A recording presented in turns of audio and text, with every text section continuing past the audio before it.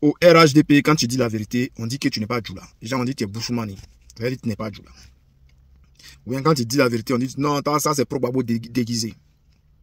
Il y a une militante RHDP qui est là, cassé tous les papos. On va l'écouter un peu et puis on va essayer de décortiquer famille. On écoute un peu. Je vous dis ici haut et fort, tout ce que j'ai mobilisé, si vous voulez me suivre, suivez-moi. 2025. 2025, Nara.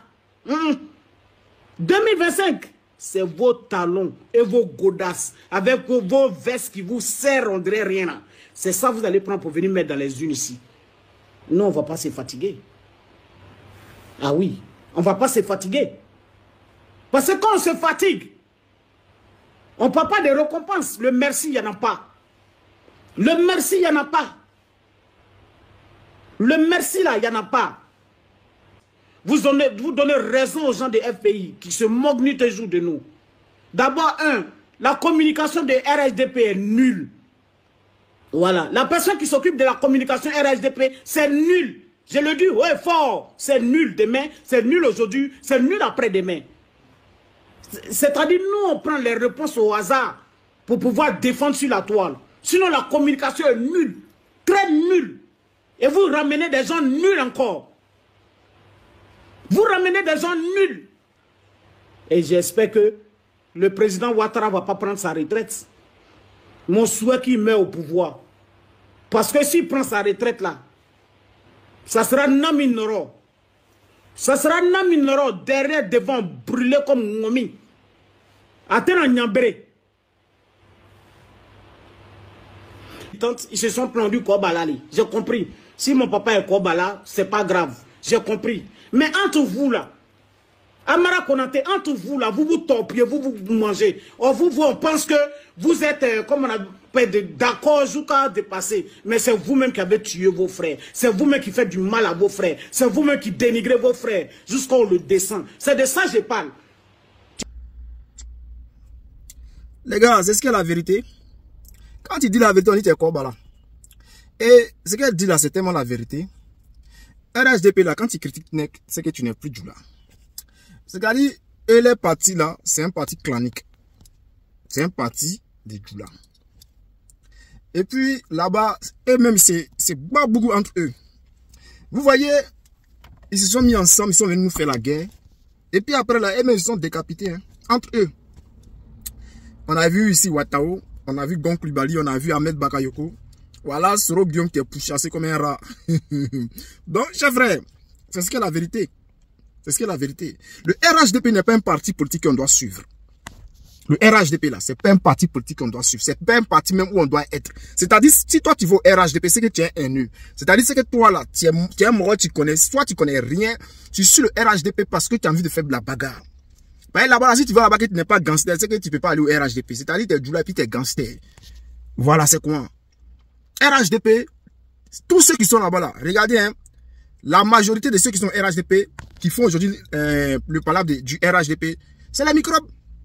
Regardez à Paris ici, ceux qui font le palabre du RHDP, c'est les microbes, c'est les voleurs. C'est les gens qui étaient en Côte d'Ivoire là-bas, qui ont volé. Il y a d'autres qui étaient FSI, il y a d'autres qui étaient microbes. Ils ont fait du n'importe quoi là-bas, ils ont pris bateau, puis ils sont venus en France ici. C'est eux qui font le palabre du RHDP. Regardez sur la toile. Tous ceux qui font la communication, pourquoi il dit que le RHDP, la communication du RHDP est nulle? C'est parce que ceux qui font la communication du RHDP, c'est des microbes. C'est des microbes, c'est des voleurs. C'est des anciens braqueurs. Ils sont venus en France, ils n'ont pas laissé les baraques, et puis ils sont venus en France. Quand on parle en bas du pont, château d'eau, château rouge là. Mais ceux qui vont dans les métros, c'est eux. C'est les militants RHDP. Les deux doigts là, c'est les militants RHDP. Aïe, c'est qui? Donc, comment ils peuvent faire une bonne communication? Comment ils peuvent faire une bonne communication? Parce que les gens même qui ne sont pas nés pour faire la politique, ils suivent Alassane Ouattara parce qu'Alassane Ouattara c'est un terreau. Voilà, donc lui il a entraîné ces petits terreaux là avec lui. Donc tous ceux qui se voient en terreau, ils sont obligés de suivre Alassane Ouattara. Parce que quand il vient au PPACI comme ça là, c'est-à-dire même si tu n'es pas arrivé loin à l'école, il faut avoir au moins un niveau CM2. Il faut avoir un niveau 3e. Pour au moins, en tout cas tous ceux qui sont au PPACI, minimum, ils ont moins un niveau CM2. C'est-à-dire, ils sont allés un peu à l'école. Ils savent écrire leurs noms, ils savent lire. Ils arrivent à analyser les choses, ils arrivent à comprendre la vie.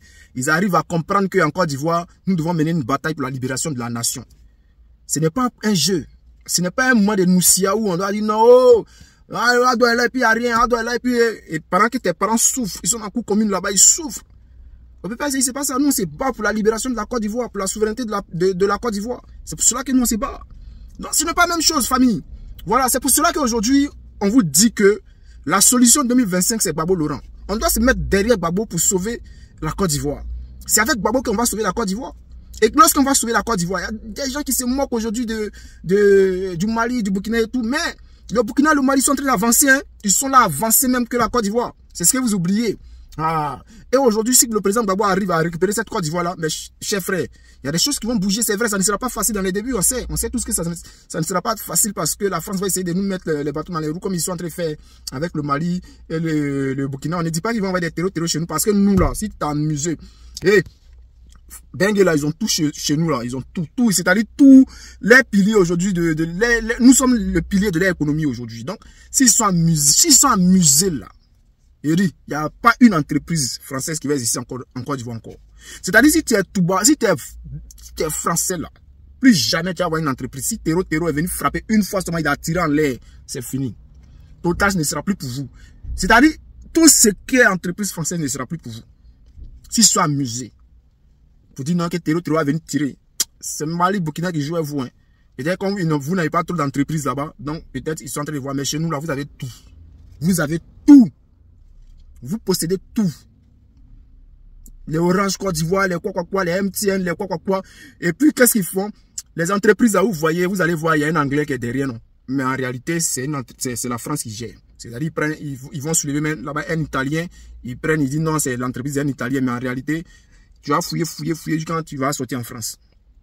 C'est la stratégie qu'ils utilisent souvent. Donc là, nous, on s'en fout que tu sois chinois, quoi, si un terreau. Dès que le président Gbagbo prend le pouvoir, dès qu'un terreau tire en l'air en Côte d'Ivoire, là, c'est mort.